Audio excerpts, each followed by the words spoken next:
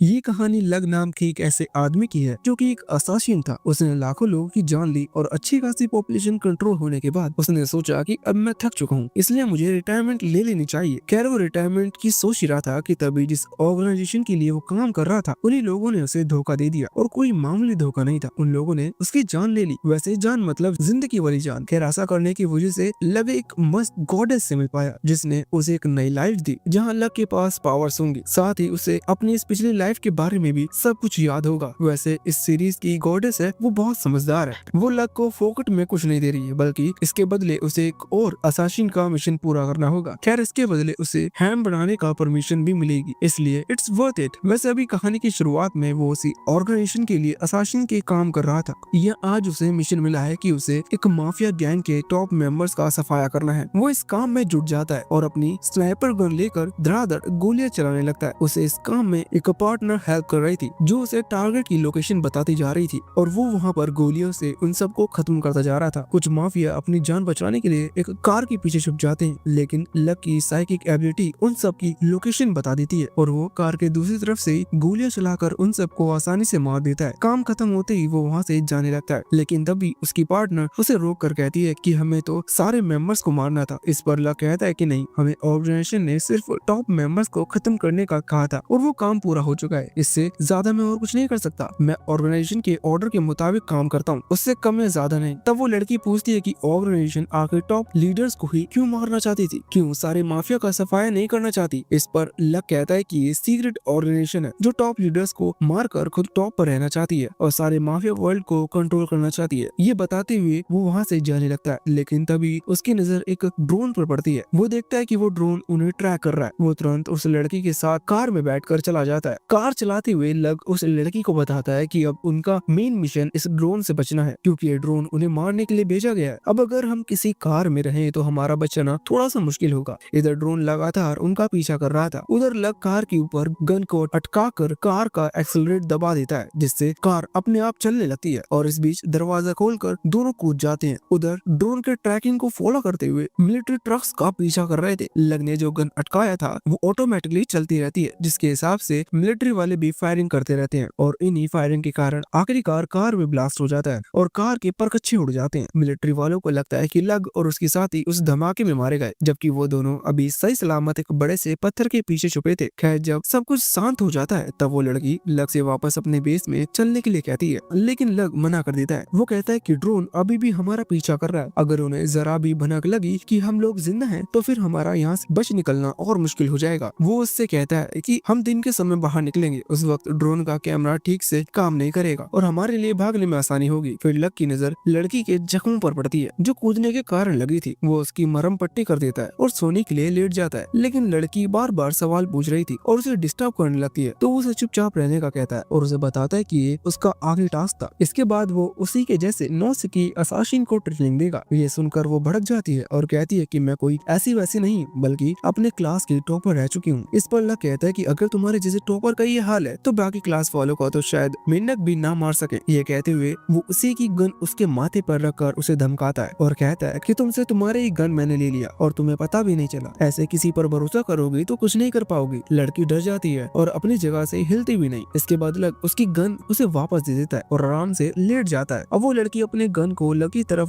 Point करके उसी का डायलॉग उसे चिपका देती है, जिस पर लक कोई रिएक्शन नहीं करता और आराम से पड़ा रहता है। उसे पता था कि वो उसे नहीं मार सकती क्योंकि उसने उसकी गन वापस करने से पहले ही उसमें से गोलियां निकाल ली थी। खैर सुबह होते ही वो लोग वापस अपने बेस पर लौट जाते हैं और ऑर्गेनाइजेशन को कंफर्म कर देते हैं कि टास्क पूरा हो गया। इसके बाद उसे ड्राइवर के अंदर से बाहर जाने के लिए 2 फेक पासपोर्ट और टिकट्स मिल जाती हैं जो ऑर्गेनाइजेशन ने अरेंज किया था, जिसके बाद वो दोनों फ्लाइट में बैठ जाते हैं। थोड़ी देर में प्लेन में कुछ हलचल महसूस होती है और उसे पता चलता है कि प्लेन को हाईजैक कर लिया जाता है। लड़की कहती है कि कोई हाईजैकर तो नहीं दिख रहा, जिस पर वो उसे बताता है कि ये सब ऑर्गेनाइजेशन की चाल है जो उसे मरवाना चाहती है। ये सुनकर लड़की नर्वस हो जाती है, जबकि लग कॉकपिट की तरफ जाने लगता है। तभी एक एयर होस्टेस उसे रोकने की कोशिश करती है, जिसे वो मार कर बेहोश कर देता है और अंदर जाकर देखता है कि दोनों पायलट्स गोली लगने के कारण मर चुके हैं। वो खुद ही प्लेन उड़ाने की कोशिश करता है, लेकिन तभी उसकी नजर बाजू में उड़ते हुए एक फाइटर जेट पर पड़ती है जो कि उसके प्लेन का पीछा कर रहा था। ये देखकर वो समझ जाता है कि ऑर्गेनाइजेशन ने उसे ठिकाने लगाने का पूरा इंतजाम कर रखा है। गुस्से में उसका दिमाग खराब हो जाता है और जब वो अपनी आंखें खोलता है तो देखता है कि सामने एक बहुत ही खूबसूरत गॉडेस बैठी हुई है जो इस बात पर उसका मजाक उड़ाती है कि उसके ही ऑर्गेनाइजेशन वालों ने किस तरह बेवकूफ बनाकर उसका सफाया कर दिया। अब लग उससे पूछता है कि आखिर मैं कहाँ पर हूँ और ये कौन सी जगह है, जिस पर वो गॉडेस बताती है कि तुम मर चुके हो, लेकिन तुम्हें दो ऑप्शन दिए जाते हैं। पहला ये कि तुम धरती पर फिर से एक बच्चे के रूप में जन्म ले लोगे जहाँ तुम्हारी याददाश्त जा चुकी होगी, और दूसरा ये कि तुम एक मैजिकल दुनिया में जन्म लोगे जहाँ तुम्हारे पावर्स और स्किल और ज्यादा बढ़ चुके होंगे। साथ ही तुम्हें अपने पास्ट लाइफ की मेमोरीज भी मिलेंगी, लेकिन वहाँ तुम्हें एक और मर्डर करना पड़ेगा। इस पर लग उससे पूछता है उसे किसका मर्डर करना होगा, जिस पर गॉडेस उसे बताती है कि उसे उस दुनिया के हीरो को मारना होगा। फिर लग पूछता है कि क्या रिइंकार्नेशन इतना आसानी से होता है,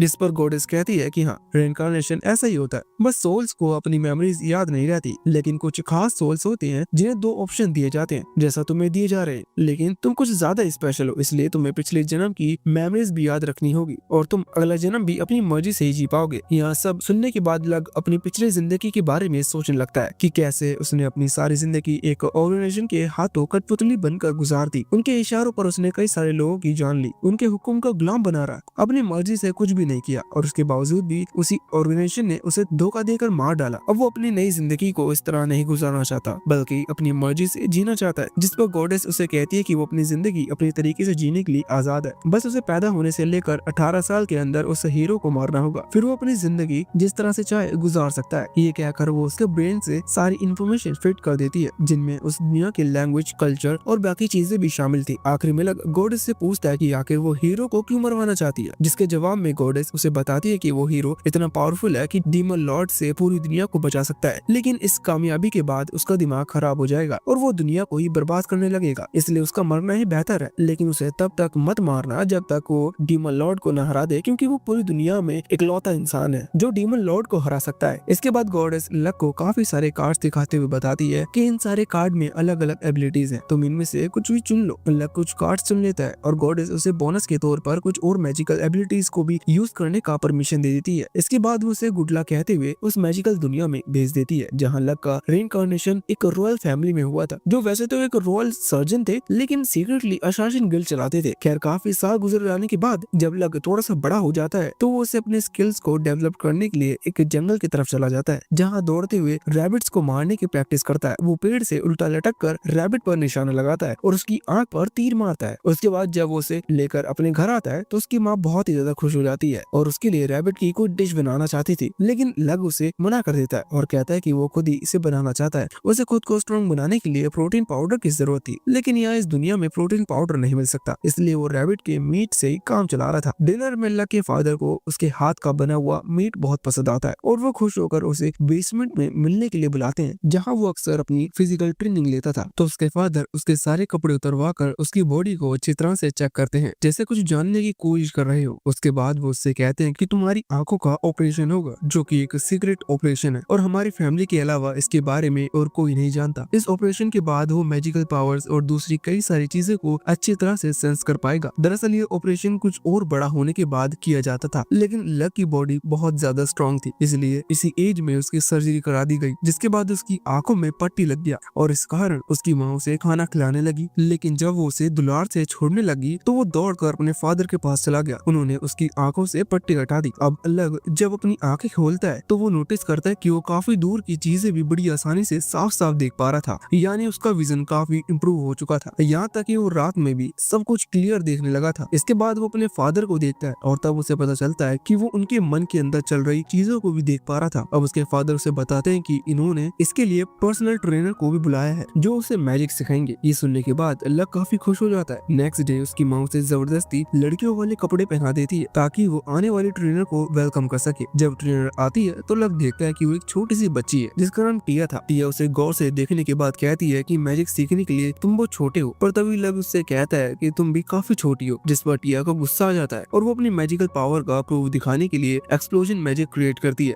और उसे बताती है कि वो इस मैजिकल वर्ल्ड के टॉप 5 मैजिशियंस में से एक है। खैर अगले दिन दोनों की मुलाकात होती है और ट्रेनिंग शुरू करने से पहले टिया नोटिस करती है कि लक उसके साथ काफी फॉर्मल तरीके से बिहेव कर रहा है, जिस पर टिया उसे टोकते हुए कहती है कि वो उससे 3 साल बड़ी है, इसलिए वो उसके साथ नॉर्मल बिहेव ना करे। इसके बाद वो लक को एक छोटा सा पेवल दिखाती है और बताती है कि ये पेवल किसी भी एक साइकिक एबिलिटी को चेक कर सकती है। ये सुनकर लक अपनी सारी एबिलिटी उसमें डालने लगता है, जिससे वो पेवल होल्ड नहीं कर पाता और अनस्टेबल हो जाता है। अब टिया घबरा जाती है और उससे कहती है कि वो तुरंत उस पेबल को आसमान की तरफ फेंक दे। ये सुनकर लग अपनी पूरी ताकत लगाकर पेबल को आसमान की तरफ उछाल देता है, जिससे आसमान में एक जोरदार ब्लास्ट होता है, जिसकी आवाज सुनकर उसके पेरेंट्स दौड़ते हुए वहां पहुंच जाते हैं और पूछते हैं कि ये सब क्या चल रहा है। जिस पर टिया घबराते हुए उन्हें सब कुछ सच बता देती है कि उसकी वजह से ये सब कुछ हुआ। सारी बातें सुनने के बाद लक के पेरेंट्स काफी खुश हो जाते हैं। उनके बेटे के अंदर इतनी सारी मैजिकल एबिलिटीज है। वो टिया से कहते हैं कि तुम इसे कुछ ऐसे स्किल सिखाओ जिससे उसे हीरो को मारने में हेल्प मिले। यहाँ लक को लग रहा था कि वो मैजिकल पेबल हीरो को मारने में उसके काम आ सकता था। वो उसे खरीदने की इच्छा जताता है, लेकिन टिया उसे बताती है कि उसे खरीदा नहीं जा सकता क्योंकि ये उसके किंगडम की खास प्रॉपर्टी है। रात होने पर वो लक के रूम में जाकर उसके बिस्तर पर सोते हुए कहती है कि तुम मेरे छोटे भाई जैसे हो। नेक्स्ट डे दोनों नदी किनारे जाते हैं, जहाँ टिया उसे एक और पेबल देते हुए कहती है कि इस बार उसमें थोड़ी एबिलिटी डालना ताकि सही से चेक कर सकूं। अब जैसे ही लक उस पेबल में अपनी साइकिक एबिलिटी को डालता है तो टिया उसके फायर एट्रीब्यूट्स को चेक करती है और फिर वाटर एट्रीब्यूट्स को। इसके बाद वो उसे बताती है कि किसी भी इंसान में 2 एट्रीब्यूट्स का मिलना बहुत ही ज्यादा रेयर होता है। वो खुद भी 2 एट्रीब्यूट वाली थी। अब लग उसे एक बार और चेक करने का कहता है, जिस पर टिया कहते हैं कि 3 एट्रीब्यूट्स का एक ही इंसान के अंदर होना नामुमकिन है।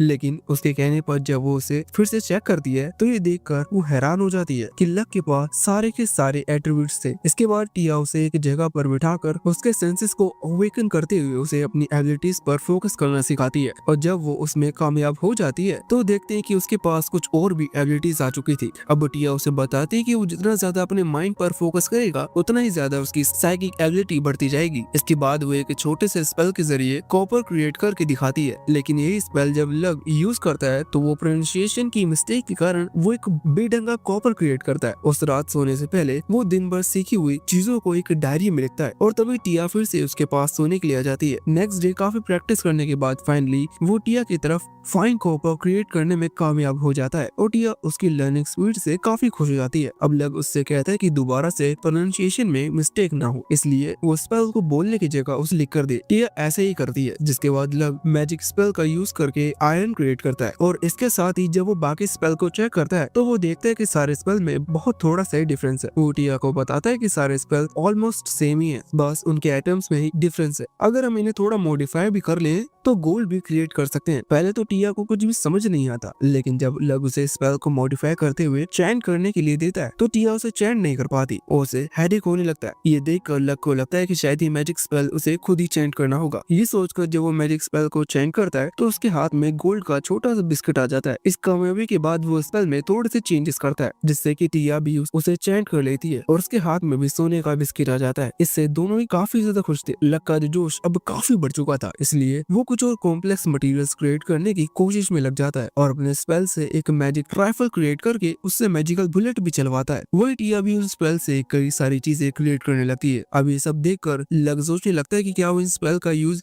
हीरो को मारने के लिए कर सकता है, पर तभी उसे ऐसा एहसास होता है कि ये गन काफी छोटी है, इससे हीरो को मारना बहुत मुश्किल होगा। ये सोचकर वो मैजिक स्पेल से एक बड़ा सा कैनन क्रिएट करता है, जिसके गोले को जब वो चलाता है तो उसके धमाके से सामने वाला आइलैंड बुरी तरह से बर्बाद हो जाता है, यानी वो काफी पावरफुल था। पर तभी लक देखता है कि कैनन की माउथ में ब्रेक आ गया था, मतलब उसे और स्ट्रॉन्ग मटेरियल की जरूरत थी। वो टिया से पूछता है कि क्या वो कैनन बनाने में उसकी हेल्प करना चाहेगी, लेकिन टिया फिलहाल गन से ही खुश थी। वो रात एज अ ट्रेनर टिया की आखिरी रात थी, इसलिए वो काफी इमोशनल हो जाती है। अगले दिन वो वापस अपने किंगडम जाने वाली थी। इस बीच लग अपनी मैजिकल स्पेल से एक बहुत ही स्ट्रॉन्ग डैगर क्रिएट करता है और उसे विदाई के तोहफे के रूप में टिया को सौंप देता है, जिसे पाकर टिया काफी ज्यादा खुश थी और बदले में वो अभी अपने पेंडेंट गिफ्ट करती है, जिसमें एक सुंदर सा स्टोन था। वो उससे कहती है कि वादा करो कि जब भी मेरा तुमसे मिलने का दिल करेगा तो तुम मेरे पास आओगे। अगले दिन वो अपनी घोड़ा गाड़ी में बैठते हुए उससे विदा लेती है और जाते जाते कहती है कि एक दिन मैं यहाँ जरूर आऊंगी। उसके जाते ही लग के फादर उससे कहते हैं कि मैं तुम्हारी साइकिक एबिलिटी को सेंस कर पा रहा हूँ और मुझे लगता है कि अब वो वक्त आ गया है कि जब तुम्हें हमारी फैमिली के सीक्रेट को जान लेना चाहिए। इसके बाद वो दोनों बाप बेटे घोड़ा गाड़ी में कहीं जा रहे थे कि तभी लग का फादर उससे कहता है कि अब वो एक असासिन के रूप में रेडी हो चुका है और इसलिए वो उसे एक जेल के अंदर ले जाते हैं, जहाँ कई सारे कैदी को मौत की सजा मिली थी। वो उन कैदियों को दिखाते हुए लग से कहता है कि इन कैदियों को हमारे फैमिली के हवाले कर दिया जाता है ताकि हम उन पर तरह तरह के ड्रग्स और असासिन्स के टेक्निक का यूज करके एक्सपीरियंस गेन करें। ये सब देखने के बाद लग अपने फादर से पूछता है कि जब उसे एक असासिन ही बनना था तो फिर उसके अंदर इतने सारे इमोशंस क्यों डाले, क्योंकि इमोशंस उसके मकसद में रुकावट बन सकते हैं। इस पर उसके फादर उसे बताते हैं कि जब वो हीरो को मार देगा तो उसके फादर उसे एक नॉर्मल लाइफ जीने के लिए इमोशंस की जरूरत पड़ेगी, तभी वो अपनी लाइफ को अच्छे से एंजॉय कर पाएगा। जाएगा। इसके बाद उसके फादर उसे एक अलग सेल में ले जाते हैं जहाँ एक 19 साल की लड़की कैद थी। जैसे ही उसके फादर लड़की के मुंह से पट्टी हटाते हैं तो वो लड़की गिड़गिड़ाकर जान की भीख मांगती है, जिस पर लक के फादर उसे बताते हैं कि इस लड़की ने एक घर में चोरी की थी और जब घर के मालिकों ने इसको देख लिया तो उसने उस कपल को मार डाला और घर में ही आग लगा दी, इसलिए उसे मौत की सजा मिली है। जिस पर वो लड़की कहती है कि मैं बेकसूर हूँ, मैं तो सिर्फ खाना ढूंढने गई थी और उस कपल की मौत एक्सीडेंटली हुई थी, जिसकी वजह से मैं डर गई और डर कर मैंने घर में आग लगा दी। वो रोते हुए अपनी जान बख्श देने की रिक्वेस्ट करने लगती है, पर तभी लक तेजी से आगे बढ़कर उसके हाथ को काट देता है, जिससे वो लड़की हैरान होकर चिल्लाने लगती है और उन दोनों को गालियां देने लगती है। दरअसल लक के फादर ने उस लड़की से कहा था कि अगर वो लक के सामने दया की भीख मांगेगी तो शायद वो उसे छोड़ देगा, लेकिन वो बिना हिचकिचाए अपना डैगर उसकी गर्दन में घुसा देता है। खैर इस इंसिडेंट को काफी साल बीत चुके थे और लक अब 10 साल का हो गया था। एक दिन वो अपने पेरेंट्स के साथ मार्केट जा रहा होता है क्योंकि सर्दियों का मौसम आने वाला है और लोग उससे पहले ही अपनी चीजें बेच देना चाहते हैं। रास्ते पर वो अपनी साइकिक पावर से लोगों की एबिलिटीज चेक करता जा रहा था क्योंकि 8 साल के अंदर उसे हीरो को मारना था और इस काम में एक असासिन की जरूरत पड़ने वाली थी, लेकिन लाख कोशिशों के बाद भी उसे कोई भी ढंग का बंदा नहीं दिखा। इसलिए नेक्स्ट डे वो फिर से पार्टनर की तलाश में जंगल की तरफ निकल जाता है जहाँ अब बर्फ पड़ने लगी थी। रास्ते में उसे कुछ भीड़ियों के चिल्लाने की आवाज सुनाई देती है, जिसे ठीक से सुनने के लिए वो जमीन पर कान लगाता है और तब उसे पता चलता है कि वो लोग शिकार के लिए जा रहे थे। वो उनसे शिकार छीनने के लिए खुद भी उसी दिशा में जाने लगता है जहाँ से आवाज आ रही थी और जब वो वहाँ पहुँचता है तो देखता है कि वो सारे भेड़िए एक छोटी सी बच्ची का शिकार करने के लिए आए थे। तभी एक भेड़िया उस बच्चे पर अटैक करने वाला होता है, पर लक बड़ी फुर्ती से अपने तीर चलाकर उसे मार डालता है। इसके बाद वो खुद उस लड़की को बचाने के लिए उसके सामने ढाल की तरह खड़ा हो जाता है। अब वो उन भेड़ियों के साथ तो कुछ प्रैक्टिस करना चाहता था, इसलिए अपने सारे वेपन्स उस लड़की को दे देता है। इसके बाद वो मैजिक का यूज करने के लिए एक आर्मर और एक नाइफ क्रिएट करता है और नाइफ को एक भेड़िए की गर्दन में घुसाकर उसे वहीं मार डालता है। इस बीच एक दूसरा भेड़िया लड़की पर अटैक करने वाला होता है, लेकिन लक उसे जोरदार किक मारकर दूर फेंक देता है। अब दो भेड़िए एक साथ मिलकर उस पर अटैक करते हैं। वो दोनों उसके दोनों हाथों को अपने जबड़ों में दबा लेते हैं, पर मैजिकल आर्मर को काट नहीं पाते। इसका फायदा उठाते हुए लक अपनी पूरी स्ट्रेंथ के साथ गुलाटी मारते हुए फिर से एक झटके में दोनों को जमीन पर पटक देता है। उसके बाद वो आखिरी बचे भेड़ियों को भी मार डालता है। इसके बाद वो लड़की की तरफ बढ़ता है और उससे पूछता है कि आखिर वो इस खतरनाक जंगल में क्यों आई। तो वो लड़की डरते डरते उसे बताती है कि मैं गरीब हूँ, मुझे मेरे घर वालों ने घर का बोझ हल्का करने के लिए जंगल में छोड़ दिया। ये सुनकर लक उसे अपना जैकेट पहना देता है, उसके लिए कुछ सूप बनाता है और उससे कहता है कि वो सूप को आराम से पिए, जल्दी जल्दी पीने से शायद उसे उल्टी हो सकती है। इसके बाद लड़की मुस्कुराते हुए उसे बताती है कि उसका नाम टार्टे है। इस पर लक भी उसे बताता है कि यहाँ के लॉर्ड उसके फादर हैं। ये सुनकर टार्टे खुश हो जाती है और उसे बताती है कि आज सपने में गॉड ने मुझे कहा था कि मेरी मुलाकात एक अच्छे इंसान से होगी। इस पर लक सोचने लगता है कि शायद गॉडेस ने उसकी मदद करने के लिए उसे मुझसे मिलाया। वो टार्टे को देखते हुए सोचता है कि वो उसकी पार्टनर बनने के लिए परफेक्ट है। वो उससे कहता है कि मैं तुम्हें अपने साथ लेकर जाऊंगा जहाँ तुम्हें किसी चीज की कमी नहीं होगी, बस इसके लिए एक शर्त है और वो ये है कि तुम्हें मेरे सारे इंस्ट्रक्शन फॉलो करने होंगे और हर ऑर्डर को मानना होगा, फिर चाहे मैं किसी की जान लेने के लिए भी क्यों ना कहूँ। ये सब कहकर लक उसे खुद फैसला लेने को कहता है, लेकिन टर्ट बिना देर लगाए उसकी शर्त मान जाती है क्योंकि लक ही वो पहला इंसान था जिसने उसे ये एहसास दिलाया कि वो भी किसी काम आ सकती है। इस बात को 2 साल बीत चुके थे और लक अब 12 साल का हो गया था। सुबह के समय टर्ट उसे नींद से जगाने आती है। वो काफी मेहनती और खुश मिजाज लड़की थी, जिसके कारण लक के पेरेंट्स उसे पसंद करने लगे थे। और यहाँ पर हमें पता चलता है कि 2 साल पहले जब लक उसे अपने साथ लेकर आया था तब उसके पेरेंट्स ने उसके सामने शर्त रखी थी कि टर्ट को ट्रेनिंग वो खुद देगा और फ्यूचर में कभी उसने दादागिरी की तो उसे अपने ही हाथों मारेगा। डिनर के बाद लक टर्ट को बेसमेंट में बुलाता है ताकि वो उसका चेकअप कर सके, जिसे कुछ साल पहले उसके फादर ने उसका किया था। वो टर्ट के कपड़े उतरवा कर उसकी बॉडी को चेक करता है और उसकी प्रोग्रेस से खुश होते हुए वहाँ से जाने लगता है, पर तभी पीछे से टर्ट उस पर अटैक कर देती है, लेकिन लक भी उतनी ही फुर्ती से उसे जमीन पर पटक देता है। लक देखता है कि टर्ट की नाइफ के साथ साथ स्पीयर को भी अच्छे से यूज करना जानती है, लेकिन स्पीयर को छुपाना मुश्किल था, इसलिए वो उसे कुछ और टूल देने की सोचता है। इसके बाद वो उसे बेसमेंट में प्रैक्टिस करते हुए देखता है जहाँ वो नाइफ को ठीक से हैंडल नहीं कर पाती और नाइफ उसके हाथ से छूटकर गिर जाता है। अब वो टर्ट बिना परमिशन प्रैक्टिस करने के लिए लक से माफी मांगती है, जिसके बाद लक अपने मैजिक से एक ऐसा स्पीयर क्रिएट करता है जिसे नाइफ के साइज में होल्ड किया जा सकता था। टर्ट उस स्पीयर को लेकर प्रैक्टिस करती है और हर बार उसका निशाना परफेक्ट लगता है और वो आसानी से हर टारगेट को डिस्ट्रॉय कर देती है। इसके बाद दोनों सोने चले जाते हैं और अगले दिन लक उसे अपने साथ मार्केट ले जाता है जहाँ सब लोग लक को बहुत पसंद करते हैं और उसे ढेर सारा गिफ्ट देते हैं। उन गिफ्ट से लक की गाड़ी भर जाती है और वो खुशी खुशी घर लौट आता है। इसके बाद लक अपने रूम में जाकर अपने फर्स्ट स्टोन्स के कलेक्शन को देखता है। टिया ने उसे बनाना नहीं सिखाया था, पर उसने उन स्टोन को एनालाइज करके और उन्हें मैजिक का यूज करके उन्हें खुद ही बनाना सीख लिया था और उसमें अपनी एबिलिटीज डालकर देखता है ताकि जरूरत के वक्त वो उन्हें वेपन की तरह इस्तेमाल कर सके। तभी टर्ट वहाँ आती है और उससे कहती है कि तुम्हारे फादर ने तुम्हें बेसमेंट में बुलाया है। ये सुनकर वो तुरंत बेसमेंट में चला जाता है जहाँ उसके फादर उससे टर्ट की एबिलिटीज के बारे में पूछते हैं, जिस पर लव कहता है कि मैंने उसे इतनी अच्छी तरह से ट्रेन किया है कि वो हमारी फैमिली की तरह काफी स्ट्रॉन्ग हो चुकी है। अब उसके फादर उससे पूछते हैं कि क्या हम उस पर पूरी तरह से भरोसा कर सकते हैं, कहीं ऐसा तो नहीं कि वो कोई स्पाई हो जिसे किसी ऑर्गेनाइजेशन ने हमारे सीक्रेट चुराने के लिए भेजा हो। इसके जवाब में लव कहता है कि ऐसा नहीं है, वो कोई स्पाई नहीं है, मैं बहुत क्लोजली उस पर नजर रखता हूँ। अगर वो कोई जासूस होती तो फौरन मेरी पकड़ में आ जाती और मैं कभी का उसे मार देता। उसकी बात पर सहमत होते हुए उसके फादर भी मान लेते हैं कि वो कोई स्पाई नहीं है और ये बस गॉड की मर्जी से ही हो रहा है। इसके बाद वो लक से कहते हैं कि अब एक फाइनल एग्जाम का वक्त आ चुका है जिसके बाद तुम पूरी असासिन बन जाओगे, कहीं तुम्हें डर तो नहीं लग रहा? जिस पर लक कहता है कि मुझे बिल्कुल भी डर नहीं लग रहा। अब उसके फादर उसे अपने साथ जंगल में ले जाते हैं जहाँ दोनों एक दूसरे से मुकाबला करने वाले थे। यहाँ आकर लक सोचता है कि मैं इन पर भारी पड़ूंगा क्योंकि मेरे पास मेरी पास्ट लाइफ का एक्सपीरियंस भी है और फिर वो तुरंत ही एक पेड़ पर चढ़ जाता है। तभी अचानक उसके फादर एरो से उस पर अटैक कर देते हैं। वो उनके अटैक से बचते हुए ऊंचाई पर पहुंच जाता है और अपनी नाइफ से अपने फादर पर अटैक करने की कोशिश करता है, पर उसके फादर एक बार फिर से उस पर क्रॉसबो से अटैक कर देते हैं। वो उन्हें डोज करते हुए उन पर नाइफ थ्रो करता है पर उसके फादर नाइफ को रोक देते हैं। इसके बाद लक जंप करके उनके पास आ जाता है और फिर दोनों में आमने सामने की लड़ाई होती है। यहाँ लक के फादर उससे कहीं ज्यादा फुर्तीले साबित होते हैं। वो लक की टांग पकड़कर उसकी एक हड्डी को तोड़ देते हैं। लक किसी तरह से उनकी पकड़ से निकलकर झाड़ियों के पीछे छुप जाता है और अपनी इंजरी को हील करने लगता है और हील होते हुए वो वहाँ से भागने की कोशिश करता है, लेकिन उसके फादर ने वहाँ पहले ट्रैप बिछा रखा था। लक उन सभी अटैक से बचते हुए भागने लगता है पर तभी उसके फादर उस पर अटैक कर देते हैं और दोनों के बीच नाइफ वॉर शुरू हो जाती है। लक अपने फादर का हाथ पकड़कर उनकी बगल पर जोर से लात मारता है जिसके बाद उसके फादर जंगल में छिप जाते हैं और थोड़ी देर बाद अचानक से नाइफ लेकर उस पर अटैक कर देते हैं, लेकिन लक उनकी चाल को पहले ही समझ चुका था इसलिए वो उन्हें डोज कर चाकू के अटैक से बच जाता है। तभी अचानक उसके फादर उसके शोल्डर से नाइफ से इंजर्ड कर देते हैं।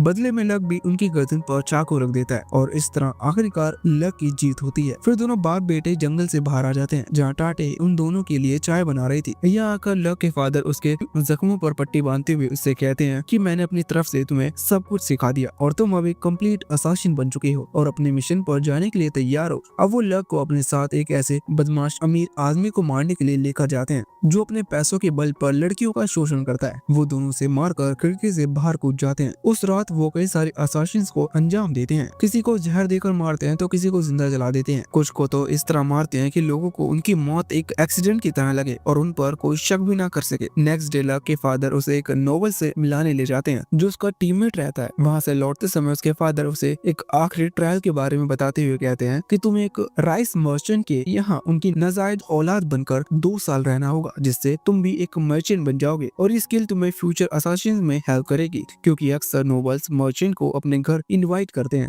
और ज्यादातर सिक्योरिटी यूनिट चेक भी नहीं करती। ऐसे में उसका काम आसान हो जाएगा। इसके बाद लक के फादर उसके लिए एक ग्रैंड पार्टी अरेंज करते हैं जिसमें उनके दूर नजदीक के सारे रिश्तेदार आ जाते हैं। यहाँ सबके सामने लक के फादर अनाउंस करते हैं कि लक उनकी फैमिली का सबसे यंगेस्ट अशासन बन चुका है और वो चाहते हैं कि उनके बाद लक ही उनकी विरासत को संभाले। ये सुनकर सब लोग खुश नहीं होते। एक लड़का तो गुस्से में एक गिलास उठाकर लक की तरफ फेंक देता है और कहता है कि मैं अपने से छोटे लड़की को फैमिली के हेड के रूप में कभी बर्दाश्त नहीं कर सकता। अगर इतना ही दम है इसमें मुझसे मुकाबला करके दिखाए। लक के फादर जानते थे कि उनका बेटा कितना टैलेंटेड है इसलिए वो इस फाइट के लिए मान जाते हैं, लेकिन इससे पहले कि वो लड़का कुछ कर पाता लक बड़ी फुर्ती से उसकी गर्दन पर चाकू रख देता है और एक ही झटके में ये मुकाबला खत्म हो जाता है। रात के समय लक अपनी उसी अशासिन कजिन से मिलने जाता है और वो लड़का लक को देखकर सोचता है कि शायद ये फिर से मुझे बेइज्जत करने आया है, जबकि लक उससे कहता है कि तुम काफी स्ट्रॉन्ग और समझदार हो इसलिए मुझे ऐसा लगता है कि तुम अशासिन की जगह एक अच्छे नाइट बन सकते हो। अगर तुम चाहो तो मैं तुम्हें एक अच्छी पोजीशन दे सकता हूँ। जिस पर पहले तो वो बंदा थोड़ा सा झिझकता है पर बाद में मान जाता है। इसके बाद लक उसे एक स्पेशल स्वॉर्ड गिफ्ट करता है और वहाँ से चला जाता है। अगले दिन लक अपना सामान पैक करके टर्ट के साथ मर्चेंट के घर की ओर रवाना हो जाता है जिसके यहाँ उसे नाजायज बेटा बनकर रहना था और उसका नाम इलिग है। ये शहर मर्चेंट का गढ़ था। वहाँ पहुंचकर वो दोनों एक होटल में ठहरते हैं जहाँ लक अपने गेटअप चेंज कर लेता है, बालों को ब्लैक कलर करके आंखों पर चश्मा भी लगा देता है। यहाँ पर महा नाम की एक अनाथ लड़की को दिखाया जाता है जो दूसरी अनाथ लड़कियों के साथ मिलकर टीरस डाइट का काम करती है और ऐसे करते करते करते ढेर सारे पैसे इकट्ठे कर लेती है। वो सोचती है कि उन पैसों से वो एक छोटा सा घर खरीद सकते हैं और बाकी जिंदगी आराम से उस घर में बिताएंगे। पर तभी वहाँ कुछ गुंडे आ जाते हैं जिनके इरादे नेक नहीं थे। उन्हें देखकर माँ अपने मैजिकल पावर को एक्टिवेट करके उन गुंडों पर अटैक कर देती है और बाकी लड़कियों को वहाँ से भाग जाने के लिए कहती है, लेकिन ये लोग भागने में देर कर देती है और गुंडे उन्हें पकड़ लेते हैं। फिर वो उन्हें एक अनाथालय में ले जाते हैं और उनसे कहते हैं कि अब से तुम लोगों को यहीं रहना होगा और अगर तुम लोगों ने भागने की कोशिश की तो तुम सबकी खैर नहीं। उन्हें रहने के लिए ये कमरा दे दिया गया था और खाने की चीज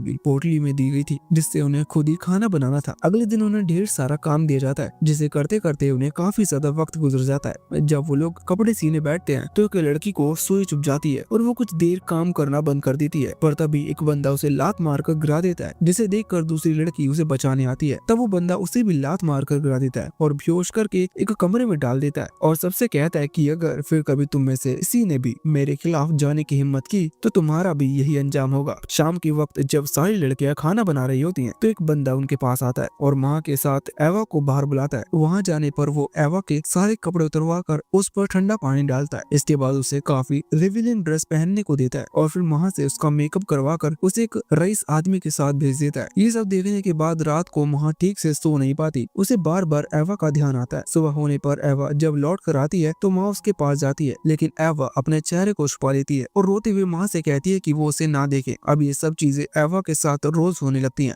रोज उसे नहला धुला कर तैयार कर किसी अमीर आदमी के साथ भेज दिया जाता है, लेकिन वहाँ चाहकर भी उसकी कोई हेल्प नहीं कर पाती और दिन ब दिन एवा एक जिंदा लाश में बदल जाती है। एक दिन जब फिर से एवा को बुलाया जाता है तो सभी लड़कियां हिम्मत करके उस बंदे से पूछ बैठती हैं कि आखिर एवा को इस तरह बुलाकर उसके साथ क्या किया जाता है, जिस पर वो बंदा भड़क जाता है और उन सबसे कहता है कि तुम लोग सिर्फ एक सामान की हैसियत रखती हो जिसे हम लोग ने किराए पर देने के लिए अपने पास रखा है, इसलिए तुम लोग अपनी औकात मत भूलो और दोबारा सवाल करने की सोचना भी मत। इसके बाद अब उन सभी लड़कियों के साथ वही होने लगता है जो अब तक सिर्फ एवा के साथ हो रहा था। इन सबसे परेशान होकर नियोन नाम की लड़की सिगेल से अपने चेहरे को खराब करने की कोशिश करती है और कहती है कि अगर मेरा चेहरा बदसूरत हो जाएगा तो फिर मैं उनके काम की नहीं रहूंगी और मुझे वो काम नहीं करना पड़ेगा जिससे मुझे घृणा आती है। माँ उसे रोकने की कोशिश करती है पर नोइन नहीं रोकती क्योंकि वो अपने फैसले से खुश थी। कुछ दिन बाद जब माँ अपने काम कर रही थी तो उसे उन्हीं लोगों की आवाज सुनाई देती है जो आपस में बात कर रहे थे कि माँ को भी इस काम में ले जाना चाहिए। ये सुनकर माँ डर जाती है और सोचने लगती है कि उसकी दोस्त के साथ क्या हुआ वही उसके साथ भी होने वाला है, लेकिन वो ऐसा हरगिज नहीं होने देगी। ये सोचकर वो भी नोइन की तरफ सिकल से अपना चेहरा खराब कर लेती है, लेकिन तभी वहाँ लगा जाता है और उसे ये सब करने से रोक देता है। फिर वो अपनी आय का यूज करके माँ की एबिलिटीज को देख लेता है और इतनी देर में वो मोटा उसको सभी लड़कियों के पास ले जाता है और एक एक करके सबसे इंट्रोड्यूस कराता है। फिर वो लड़कियों से कहता है कि ये मर्चेंट इलिग है जो तुम में से किसी एक को खरीदने आया है। तभी लग उससे कहता है कि मैं माँ को खरीदना चाहता हूँ, जिस पर मोटा कहता है कि ये लड़की थोड़ी स्पेशल है इसलिए तुम्हें उसके ज्यादा पैसे देने होंगे और इसे रेडी करने के लिए भी हमें 3 दिन का टाइम चाहिए। ये सुनकर माँ डर जाती है क्योंकि उसे पता था कि इन 3 दिनों में वो उसके साथ क्या करने वाला है। तभी लग उस मोटे को धमकाते हुए कहता है कि ये लड़की अब मेरी फैमिली का हिस्सा है, इसे अच्छे से रखना और तुमने इसे हाथ भी लगाने की कोशिश की तो तेरा एक हाथ तोड़कर दूसरे हाथ में रख दूंगा। इतना कहकर वो वहाँ से चला जाता है। लेकिन उसी रात माँ को भी दूसरी लड़कियों की तरह नहला धुला कर तैयार किया जाता है। नियोन उसका मेकअप करती है और उससे कहती है कि अगर मैंने अपना चेहरा खराब नहीं किया होता तो शायद वो मर्चेंट मुझे ही चुनता। फिर वो कहती है कि इस बात का शुक्र है कि तुम्हें ये सब हमारी तरह 2 साल नहीं बल्कि सिर्फ 3 साल ही झेलना पड़ेगा। इसके बाद बाकी लड़कियों की तरह माँ को भी रिवीलिंग ड्रेस पहनाकर मोटा उसे अपने साथ कैरेज में ले जाता है। रास्ते में उसे टच करते हुए कहता है कि मैं 2 दिन में तुम्हारे जरिए अच्छी खासी रकम बना लूंगा, फिर तीसरे दिन मेरी बारी होगी। इधर वो बोलता जा रहा था, उधर माँ को इलिक का ख्याल आ रहा था जिसने उसे रिस्पेक्टफुली ट्रीट किया था। वो सोच रही थी कि इलिक से पहले वो किसी को भी अपने शरीर पर हाथ लगाने नहीं देगी और ये फैसला करके वो किसी तरह गाड़ी से कूद जाती है और जंगल की तरफ भागने लगती है। लेकिन उस मोटे का एक साथी भी मैजिकल पावर यूज करना जानता था, जिसके बाद वो माँ की लोकेशन पर आसानी से पहुंच जाता है और उसे पकड़कर अपने काबू में करने की कोशिश करता है। पर तभी लग वहाँ पहुंच जाता है और उसे जमीन पर पटक देता है। इतने में मोटू भी वहाँ आ जाता है और लग से कहता है कि तुम इसे लेने के लिए 3 दिन बाद आने वाले थे, तो फिर इतनी जल्दी कैसे आ गए। तभी वो पतला गुंडा उसे लग को मार डालने को कहता है, लेकिन लग भी बड़ी फुर्ती से उसके अटैक को डोज कर उल्टा उसे जमीन पर पटक देता है।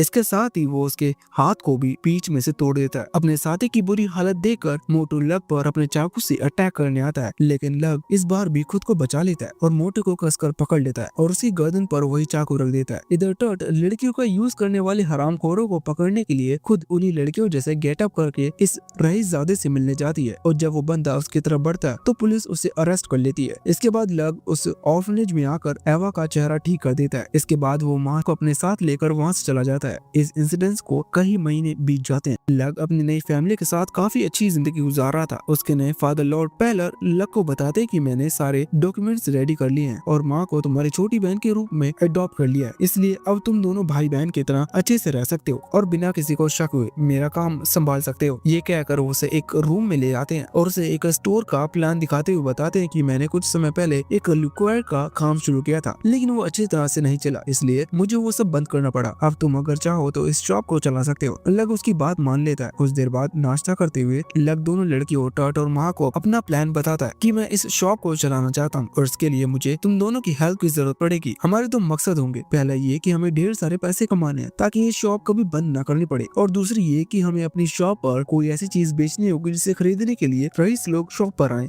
ऐसा करके हम रईसों के साथ अपने कॉन्टेक्ट बढ़ा सकते हैं, जिससे हमें फ्यूचर असासिन में आसानी होगी। नेक्स्ट डे लग अपने नए फादर और उनकी वाइफ के साथ बैठा हुआ था। पेलर की वाइफ लग से नफरत करती थी क्योंकि वो उसकी सौतन का बेटा था। तभी लग उनके सामने अपना प्लान बताता है कि मैं अपनी शॉप पर कॉस्मेटिक्स और महंगी मिठाइयों का काम शुरू करना चाहता हूँ, जिस पर मिस्टर पेलर उससे कहते हैं कि ऐसे शॉप तो टाउन में बहुत सारे हैं, इसमें नया क्या है कि लोग तुम्हारी दुकान पर आएंगे। जिसके जवाब में लग कहता है कि मैं मेकअप नहीं बल्कि ऐसी चीज बेचूंगा जो मेकअप से भी बढ़कर हो, क्योंकि मेकअप और कॉस्मेटिक स्किन को डैमेज कर देते हैं, इसलिए मैंने एक ऐसे मॉइस्चराइजर बनाया है जो कि स्किन को ड्राई और पैची होने से बचाता है। ये सुनकर नकली सौतेली माँ मॉइस्चराइजर का एक ड्रॉप अपने हाथ पर लगाती है तो उसे बहुत ज्यादा अच्छा फील होता है। अब वो अपना मास्क उतार देती है और उसका बदसूरत चेहरा दिखाई देता है, जिसे बदसूरत बनाने की गर्ज से वो उस मॉइस्चराइजर को अपने फेस पर लगा देती है। उसे उसका बदसूरत चेहरा निखरा हुआ महसूस हो रहा था, जिससे वो काफी खुश हो जाती है। अब लग उसे उस मॉइस्चराइजर के ऊपर मेकअप ट्राई करने को कहता है और उसकी बात मानकर जब वो चेहरे पर मेकअप लगाती है तो वाकई में उसका चेहरा पहले से काफी अट्रैक्टिव दिखने लगा था। ये देखकर लग के फादर भी उस मॉइस्चराइजर से काफी इम्प्रेस हो जाते हैं और उसे अपने काम को आगे बढ़ाने के लिए कहते हैं। तब लग उन्हें बताता है कि इस काम को शुरू करने के लिए उसे करीब 1 महीना लग जाएगा, क्योंकि उस मॉइस्चराइजर में ऐसा इंग्रेडिएंट भी था जो सिर्फ टाउट दे रीजन में पाया जाता है। इस पर पैरल उसे फुल परमिशन दे देते हैं कि वो जैसा चाहे अपने काम को आगे बढ़ा सकता है। वापस लौटते वक्त लग टार्ट को बताता है कि मैंने जानबूझकर उस क्रीम में ऐसे इंग्रेडिएंट मिलाया जो सिर्फ हमारे रीजन में ही मिलता है, ताकि पैरल चाहकर भी मुझे इस बिजनेस से निकाल ना सके। इस तरह इस बिजनेस के थ्रू मेरे रीजन में भी पैसे आते रहेंगे। खैर उस बिजनेस को स्टार्ट करते हुए अब काफी वक्त बीत चुका था। अब तक वो मॉइस्चराइजर काफी पॉपुलर हो चुका था। उसकी दुकानों में लड़कियों और औरत की भीड़ लगी रहती थी जो घंटों लाइन लगा कर आती और ढेर सारे मॉइस्चराइजर्स की बोतल खरीद कर ले जाती। अब क्योंकि लग की कंपनी इतनी प्रोडक्शन नहीं कर पा रही थी तो इसके लिए उसने बायर्स की लिमिट सेट कर दी कि हर कोई सिर्फ 2 बोतल मॉइस्चराइजर ही खरीद सकता है, उससे ज्यादा नहीं। लग ने माँ को स्टोर पर मैनेजर बनाया था और ऑर्फन की बाकी लड़कियों को अलग अलग काम सौंप दिया था, जिससे वो सब अच्छे ढंग से संभाल रही थी। एक रात जब लग अपने बेडरूम में सो रहा था तब उससे फील होता है कि कोई बंदा चुपके से उसके घर में घुसा है, जो सीढ़ियों से होते हुए उसके बेडरूम की तरफ आ रहा है। लग मन ही मन सोच रहा था कि वो बंदा काफी स्किल्ड है, क्योंकि उसने अपनी प्रेशर को छुपा रखा था जब तक कि वो लग के बिल्कुल पास ना पहुंच गया हो। अब जैसे ही लग उठकर उस बंदे को मजा चखाने वाला होता है कि उससे पहले ही टर्ट वहां पहुंचकर उस बंदे को अपने स्पेयर से स्टैब करती है। तभी हम देखते हैं कि महा भी सीलिंग में ही थी। उस स्पेयर में थोड़ा पॉइजन लगा हुआ था, जिसके कारण वो स्पाई अब पैरालाइज हो चुका था। तभी माँ बताती है कि स्पाई को पकड़ लिया गया है। अब वो दोनों उसे बेसमेंट में लेकर बांध देते हैं और उससे इंफॉर्मेशन निकालने के लिए उसे टॉर्चर करने लगते हैं। अगले दिन लग तैयार होकर घर से निकलता है और पास वाले किंगडम की तरफ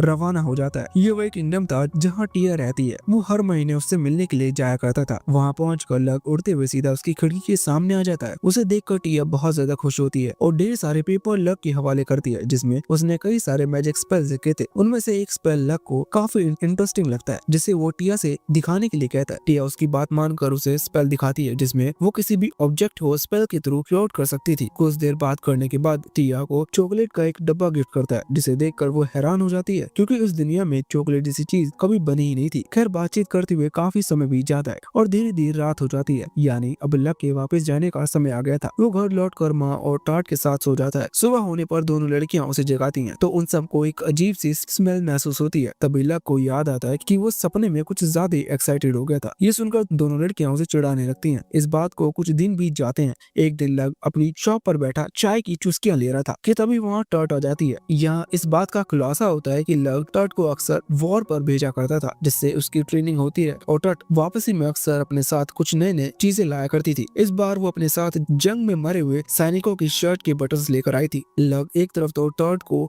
वॉर की ट्रेनिंग दिलवा कर एक अच्छा फाइटर बना रहा था, तो वहीं दूसरी तरफ वो माँ को फाइनेंस में एक्सपर्ट बना रहा था। वो शॉप पर लोगों से इंटरेक्ट करना और उनसे इन्फॉर्मेशन कलेक्ट करना सिखा रही थी। उसकी वजह से लग कई सारे नोबल से भी मिल चुका था, क्योंकि वो लोग अक्सर एक दूसरे को पार्टीज में बुलाया करते थे और इस तरह उनके साथ कॉन्टेक्ट बनते जा रहे थे। पर जल्दी ये सब खत्म होने वाला था, क्योंकि लग के वापस लौटने का समय अब करीब आ गया था। रात को लग माँ को बताता है कि अब मेरे घर लौटने का वक्त आ गया है और मैं ये शॉप तुम्हारे भरोसे छोड़कर जा रहा हूँ। उम्मीद है तुम इसे संभाल लोगी। तब माँ उसे विश्वास दिलाते हुए कहती है कि मैं तुम्हारी गैर मौजूदगी में इस शॉप का अच्छे से ध्यान रखूंगी और इसे दूर तक एक्सपेंड करूंगी और पास के टाउन में जमीन खरीद कर अपना सेटअप वहाँ डालूंगी। जब लग उन कागजात को देखता है तो उसे पता चलता है कि माँ अपने फादर की प्रॉपर्टी खरीदना चाहती थी। उस जगह उसके फादर अपनी कंपनी चलाया करते थे, लेकिन उन्हें लोगों ने धोखा दिया और उन्हें मारकर उनकी पार्टी को हत्या लिया। यही वजह थी माँ को अपने घर बार और उस टाउन को छोड़कर वहाँ से जाना पड़ा था, वरना उसकी जान को भी खतरा था। आज इतने साल बाद माँ जब उस पार्टी को खरीदने की ख्वाहिश रख रही थी तो लग को लग रहा था कि वो अपने फादर के साथ कुछ अन्याय का बदला लेना चाहती है। ये जानने के बाद वो भी उससे कहता है कि तुम्हें जो ठीक लगे करो। इतने में माँ की सारी फ्रेंड्स वहाँ आ जाती है जो लग के लिए गिफ्ट्स लेकर आई थी। अगले दिन लग अपने घर जाने के लिए तैयारी करता है कि तभी माँ उससे मिलने आती है और यहीं उसे पता चलता है कि लग के बाल असल में ब्लैक नहीं बल्कि सिल्वर कलर में थे। इतने में टर्ट भी वहाँ आ जाती है और फिर वो दोनों कैरेज में बैठकर वहाँ से चले जाते हैं। अभी वो कुछ ही दूर पहुंचे थे कि अचानक रास्ते में ढेर सारे वुल्फ मॉन्स्टर उन्हें चारों तरफ से घेर लेते हैं। ये देखकर लग और टर्ट ड्राइवर को गाड़ी में ही छुपे रहने का कहकर खुद गाड़ी से बाहर आ जाते हैं। इसके बाद लग टर्ट को उन सभी मॉन्स्टर्स को मारने का ऑर्डर देता है। ऑर्डर मिलते ही टर्ट अपने स्पेयर लेकर उन पर अटैक कर देती है और देखते ही देखते सारे मॉन्स्टर को मार देती है। ये देखकर लग अपनी तारीफ करता है और मन में सोचता है कि आजकल मॉन्स्टर ह्यूमंस के रीजन्स में भी घुसने लगे हैं, यानी डीमन लॉर्ड अब जल्दी बाहर आने वाला है। खैर लग अपने टाउन में पहुंच चुका था और सबसे पहले वो सभी फार्मर से मिलने के लिए जाता है। वो सब उसे देखकर बहुत ज्यादा खुश होते हैं। इसके बाद लग अपनी माँ के पास आ जाता है जो 2 साल के बाद अपनी बेटी को सामने देखकर खुशी से फूली नहीं समाती। अब लास्ट में वो अपने फादर के पास आ जाता है जो उसे देखकर काफी खुश होते हैं और कहते हैं कि मुझे तुम पर प्राउड है कि तुमने अपना काम बहुत अच्छे से किया और बैलर्ड के साथ मिलकर एक बड़ा ब्रांड भी बना लिया। इसके बाद वो उसे अपने पास बैठने को कहता है और बताते हैं कि कुछ दिन पहले लॉर्ड बैलर्ड मुझसे मिलने के लिए आया था और कह रहा था कि वो चाहते हैं कि तुम असासिन को छोड़कर उनके साथ काम करो। अब मैं सब कुछ तुम्हारे ऊपर छोड़ देता हूँ, तुम्हें खुद फैसला करना होगा कि तुम्हें क्या करना है। इस पर लग अपना फैसला सुनाते हुए कहता है कि मैं एक असासिन हूँ और उस टाउन में अपनी असासिन स्किल को ही इम्प्रूव करने गया था। इसके अलावा किंगडम को ये बात नहीं पता चली कि हमने इतने सारे असासिन किए हैं तो वो हमारी पूरी फैमिली को मरवा देंगे, इसलिए अब मैं पीछे नहीं हट सकता। इस पर उसके फादर उसे समझाने लगते हैं कि तुम इस असासिन वाली लाइफ को छोड़कर एक नॉर्मल जिंदगी जियो, एलेग वाली आइडेंटिटी को कंटिन्यू करते हुए बैलर्ड के पास जाकर रहो, उसके बिजनेस को बढ़ाओ। अगर हमारी फैमिली को कुछ भी हो जाता है तो भी कोई बात नहीं, तुम अपनी जिंदगी अच्छे से जियो, इसमें हमारी खुशी है। पर लग कहता है कि मुझे असासिन ही बनना है, मर्चेंट वाली लाइफ से मैं अपने गोल को अचीव नहीं कर पाऊंगा और मैं टिया से शादी भी करना चाहता हूँ क्योंकि वो एक नोबल है, तो उसकी शादी एक मर्चेंट से नहीं हो सकती। इसके साथ ही वो अपनी पास्ट लाइफ को याद करते हुए सोचता है कि अब पहले की तरह कभी नहीं होगा। इस बार मैं खुद डिसाइड करूंगा कि किसकी जान लेनी है और किसकी नहीं। अब मैं किसी का टूल बनकर नहीं जीऊंगा और वो सारे इमोशंस को खुद एक्सपीरियंस करूंगा जो पिछले जन्म में नहीं कर पाया था। यानी अब वो अपनी जिंदगी फुल फ्लेज में जीना चाहता है। ये सुनकर उसके फादर हंसने लगते हैं और उसे अपनी लाइफ का पहला असासिन मिशन सौंपते हैं जिसमें उसे एक अमीर आदमी का मर्डर करना था जो कि एक ड्रग सप्लायर है और इसी वजह से बहुत सारे लोगों का नुकसान पहुंच रहा है, इसलिए उसे जल्दी उसे खत्म करना होगा। लक के फादर उस आदमी के मारने के लिए लक को पूरी छूट देते हैं और कहते हैं कि तुम इस मिशन को जैसे चाहो वैसे हैंडल करो। लक इस मिशन के लिए अग्री हो जाता है और तुरंत टर्ट को बुलाकर मिशन से जुड़ी सारी प्लानिंग डिस्कस करता है। उन्हें काउंट वेल का असासिन करना है जो कि एक नोबल भी था। इसके बाद लक कोड वर्ड में एक मैसेज लिखकर पिजन के पैर में बांधकर उसे माँ के पास भेज देता है ताकि वो अपने टारगेट के बारे में और जानकारी हासिल कर सके। नेक्स्ट मॉर्निंग उसकी मदर उसे जगाती है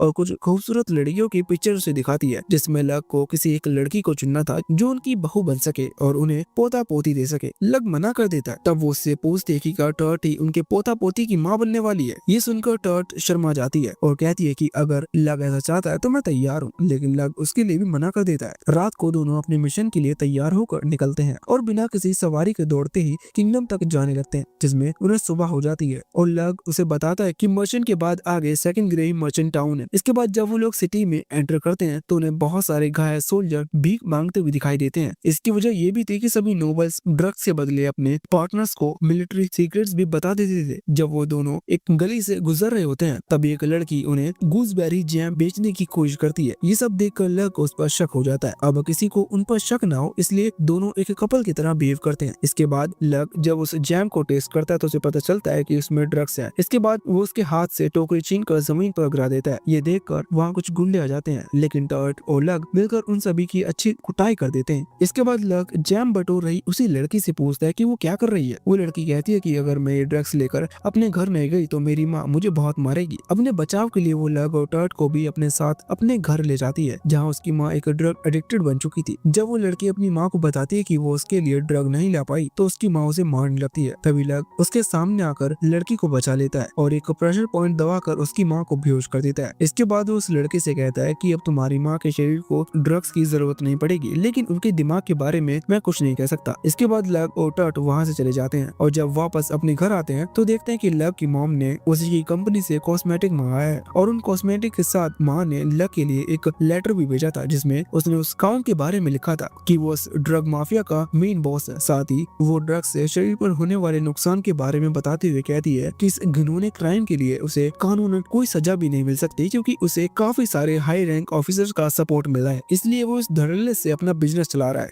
अगले दिन लग और माँ उसे काउंट की वाइफ से मिलने के लिए निकलते हैं ताकि उसे अपने नए प्रोडक्ट का सैंपल दे सके। रास्ते में माँ उसे कहती है कि वो और टर्ट दोनों लग को पसंद करते हैं। वो उसे अपनी फीलिंग्स बताने की कोशिश करती है, लेकिन लग की बात को इग्नोर कर देता है और उसे बताता है कि मैं सिर्फ टिया से प्यार करता हूँ। कुछ देर बाद दोनों काउंट के घर पहुँच जाते हैं, जहाँ काउंट की वाइफ उन दोनों का स्वागत करती है और उन्हें बिठाने के बाद उनके प्रोडक्ट को टेस्ट करती है, जो उसे बहुत पसंद आता है। इसके बाद वो उनसे पूछती है कि आखिर तुम लोग मुझसे अपना प्रोडक्ट क्यों टेस्ट करवाना चाहते हो। इसके जवाब में लव कहता है कि उनके हस्बैंड का ओहदा बाकियों से कहीं ऊंचा है, ऐसे में अगर वो लोग उससे टेस्ट करवाते हैं तो बाकी नोवेल्स की वाइफ भी उन्हें फॉलो करेंगी, इस तरह उनकी सेल बढ़ जाएगी। ये सुनकर काउंट की वाइफ उसे बताती है कि पहले वो लोग काफी गरीब हुआ करते थे, अभी वो जिस तरह की लग्जरियस लाइफ जी रहे हैं पहले उनकी कल्पना भी नहीं कर सकते थे। इतने में ही काउंट वहाँ आ जाता है और वो दोनों जल्दी उठकर काउंट को अपना इंट्रोडक्शन देते हैं। उस रात काउंट के यहाँ पार्टी थी, जिसमें काउंट ने उन दोनों को भी इनवाइट किया था। पार्टी के दौरान बातों बातों में लग को पता चलता है कि हर रात काउंट डिनर के बाद अपनी बालकनी में बैठकर वाइन पीता है। इस जानकारी के बाद अगली रात ही लग और टर्ट काउंट के घर से थोड़ा दूरी पहुंच गए थे,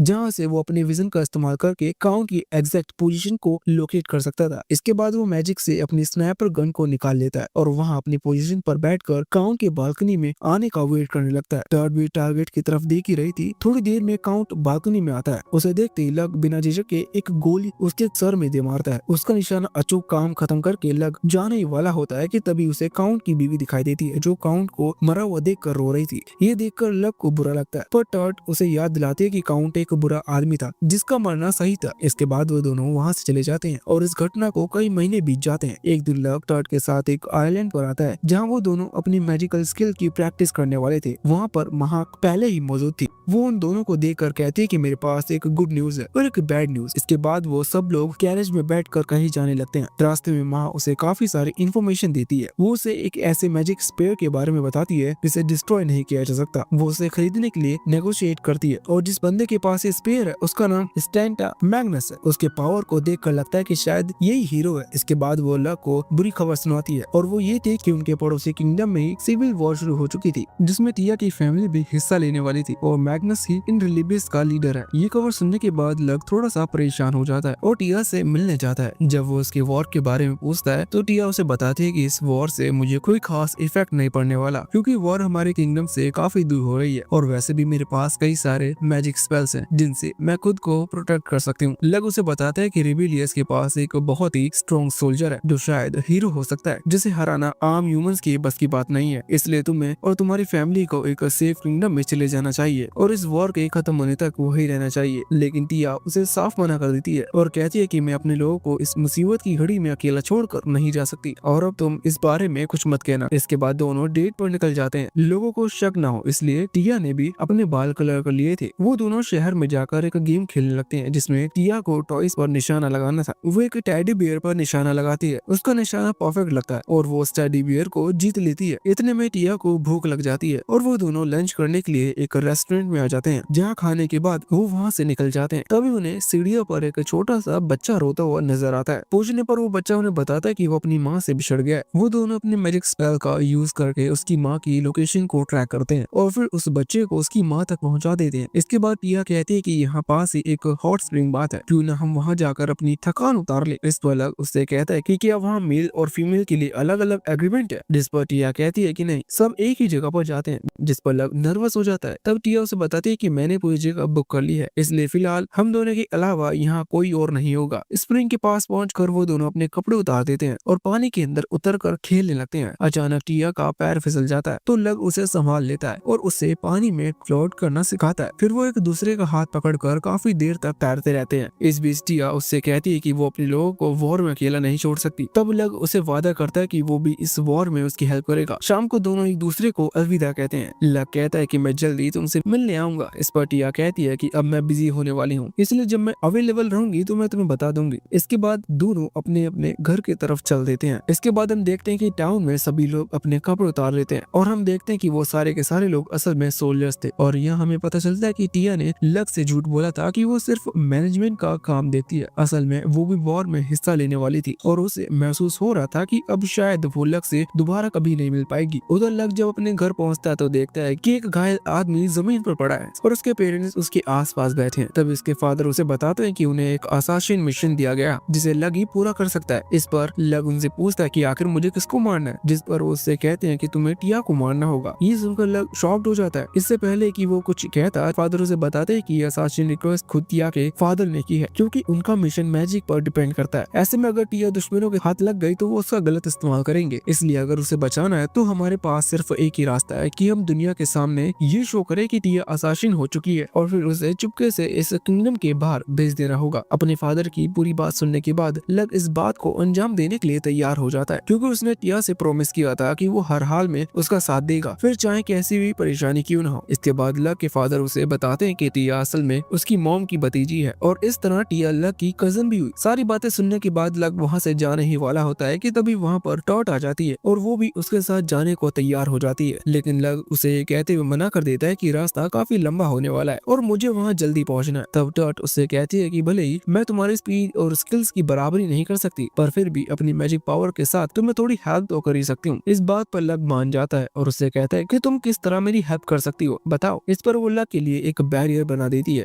जिसकी वजह से रेजिस्टेंस बिल्कुल खत्म हो जाता है और क्योंकि इस बैरियर को बनने में टॉट की एनर्जी यूज हो रही है तो लग की एनर्जी सेव हो जाएगी। साथ ही इस नेगेटिव प्रेशर से लग की स्पीड भी बढ़ जाएगी और वो पहले से कहीं ज्यादा तेज दौड़ पाएगा। देखते देखते रात हो जाती है और बारिश भी होने लगती है, लेकिन टॉट तब भी नहीं रुकती। वो आगे बढ़ती जाती है क्योंकि वो वहाँ तक उसकी हेल्प करना चाहती थी जहाँ तक कर सकती थी। ऐसा करते करते आखिरकार सुबह हो जाती है और उसका बैरियर टूट जाता है और प्रेशर की वजह से वो हवा में उछलती हुई गिरने ही वाली होती है कि तभी लग आकर उसे बचा लेता है। तभी टॉट रोने लगती है और कहती है कि इसके आगे में और कोई हेल्प नहीं कर सकती। इस पर लग उसे समझाता है कि तुमने ऑलरेडी मेरी एनर्जी को बचाने में काफी हेल्प की है, इसके आगे मैं देख लूंगा, तुम परेशान ना हो। इसके बाद आगे का रास्ता तय करते हुए लग फाइनली किंगडम तक पहुंच जाता है और दूर से ही अपनी विजन का यूज करके वो वहाँ का माहौल देखता है। वो देखता है कि रिबेलियस फोर्स ने किंगडम को घेर लिया है और उनकी संख्या 1500 से भी ज्यादा है, जबकि विक्रन की आर्मी में 200 सोल्जर्स ही थे। यही नहीं, दुश्मन फोर्स में कुछ मैजिक यूजर्स भी हैं जो ज्यादा खतरनाक साबित हो सकते थे। वो थोड़ा और पास जाता है और मैजिक यूजर्स को मारने लगता है। इससे दुश्मन टीम में भगदड़ मच जाती है और वो बौखलाकर लग की डायरेक्शन में शूट करने लगते हैं। ये देखकर लग एक्सप्लोसिव एरोज यूज करने लगता है, लेकिन उसे शूट करने से पहले उसमें अपना मैजिक पावर डाल देता है, फिर उसे दुश्मन की तरफ भेज देता है। इस तरह वो कई सारे धमाके करता है। इसके बाद वो कासल के एक रूम में टिया को देखता है। इस बीच विक्रन की आर्मी को पता चलता है कि एनिमी फोर्स बिखर चुकी है, इसलिए वो इस मौके का फायदा उठाकर उन पर अटैक कर देता है। इधर लग एक डेड सोल्जर की बॉडी को उठा लेता है ताकि टिया को उसके साथ फेंक सके। अब वो कासल के अंदर टिया के रूम में पहुंच जाता है और देखता है कि टिया अपने फादर के साथ थी। उसे देखकर वो बहुत खुश होती है और दौड़कर उसे हक कर लेती है। इसके बाद लग उन्हें टिया की डेथ को फेक करने का प्लान बताता है। वो उन्हें समझाता है कि उन्हें किस तरह चिल्ला कर अपने सोल्जर्स को क्या बोलना है। वो कहता है कि पहले वो उस रूम को आग लगा देगा, जिससे जुलझने के बाद लोग उस डेड बॉडी को ही टिया समझेंगे। प्लान के मुताबिक टिया खिड़की खोल देती है ताकि सोल्जर्स उसके चिल्लाने की आवाज सुन सके,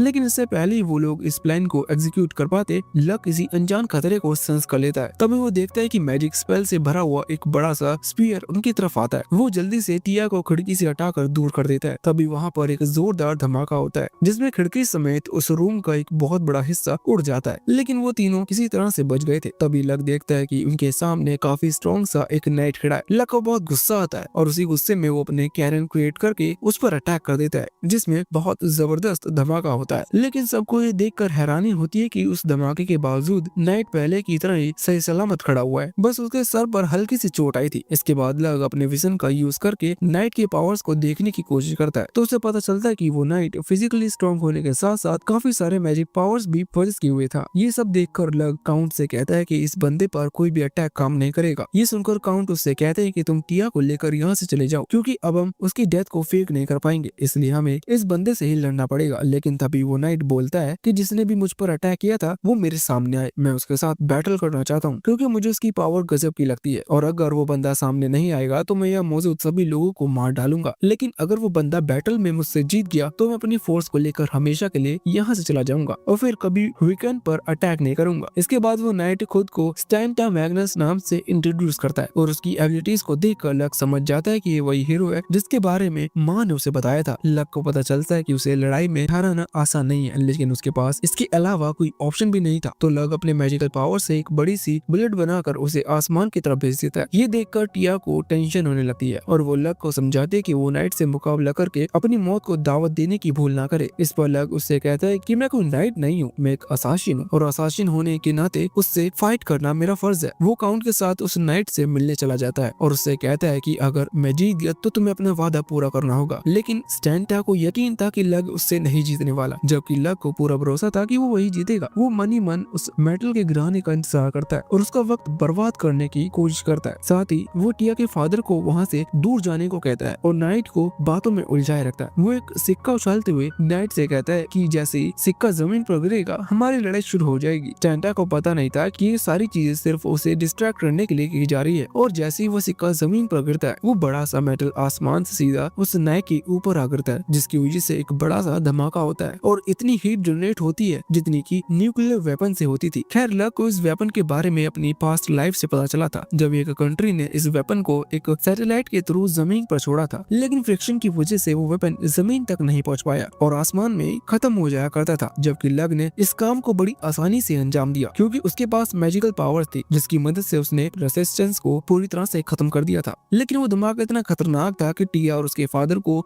एक शील्ड बनाकर खुद को प्रोटेक्ट करना पड़ा। इतना ही नहीं, इस धमाके की वजह से लक भी हवा में उछलता हुआ दूर गिरता है और वो बेहोश हो जाता है। ये देखकर टिया दौड़ती हुई उसके पास जाती है और उसे गले लगा लेती है। अब तक लक को होश आ चुका था और वो अपने घर लौट आता है, जहाँ उसकी मॉम और टट उसका स्वागत करते हैं। इस घटना को कई महीने बीत चुके थे। तभी उसके फादर एक दिन लक के फादर उसे बताते हैं कि हीरो उनके किंगडम में पहुंच चुका है। ये सुनकर लक हैरान हो जाता है, क्योंकि अभी तक वो स्टैंटा को ही हीरो समझ रहा था। तभी उसके फादर उसे बताते हैं कि अब हीरो आ चुका है, तो इसका मतलब कि डीमन लॉर्ड भी बहुत जल्दी सामने आ जाएगा। तभी हम एक लड़के को कैरेज से उतरते हुआ देखते हैं जिसका नाम लॉर्ड अपोना है और यही इस दुनिया का असली हीरो है। खैर इसके बाद ये पार्ट यहीं पर खत्म होता है। अगर तुम कुछ नई सीरीज एंजॉय करना चाहते हो तो चैनल पर चेक कर सकते हो, वहाँ तुम्हें मस्त माल मिल जाएगा।